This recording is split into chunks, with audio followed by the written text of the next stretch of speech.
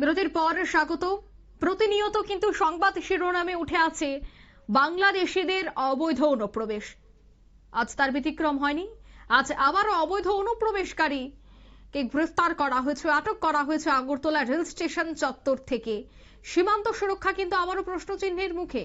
GRP, BSF এবং RPF এর যৌথ অভিযান চলে, আর সেই যৌথ অভিযানেই কিন্তু দুজন বাংলাদেশি মহিলাকে আটক করা হয়েছে। এবং এই আটক করাকে কেন্দ্র করে কি বলছেন পুলিশ আধিকারিকরা, প্রথমেই শোনাচ্ছি। গতকালকে আমরা আগরতলা জিআরপি এবং বিএসএফ এবং আরপিএফ মিলে এবং আমাদের যারা সিস্টার এজেন্সি আছে, আমরা গতকালকে দুজন বাংলাদেশি নাগরিককে আগরতলা রেল স্টেশন থেকে গ্রেফতার করা হয়েছে।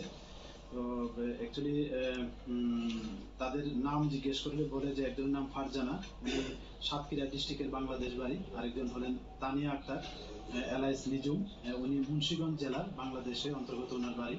তো তারা অ্যাকচুয়ালি বর্ডার ক্রস করেছে ইলিগালি ভাবে, বর্ডার ক্রস করে আগরতলা রেল স্টেশন হয়ে তারা কলকাতা হয়ে বেঙ্গালুরু যাওয়ার প্ল্যান, এরকম তারা বলেছে মানে প্রাথমিক জিজ্ঞাসাবাদে।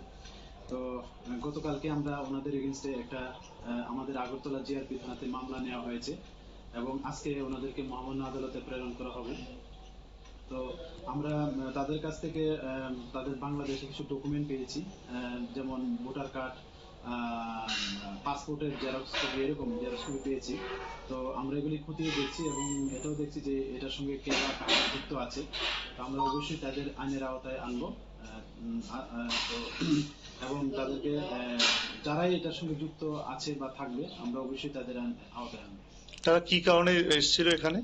প্রিলিমিনারি তো ইন্টারোগেশনে তারা বলছে যে তারা কাজের সন্ধানেই এবং এই জন্যই তাদের বেঙ্গালুরু বা ওয়েস্ট বেঙ্গলে পাড়ি দেওয়া, এরকম বলছে।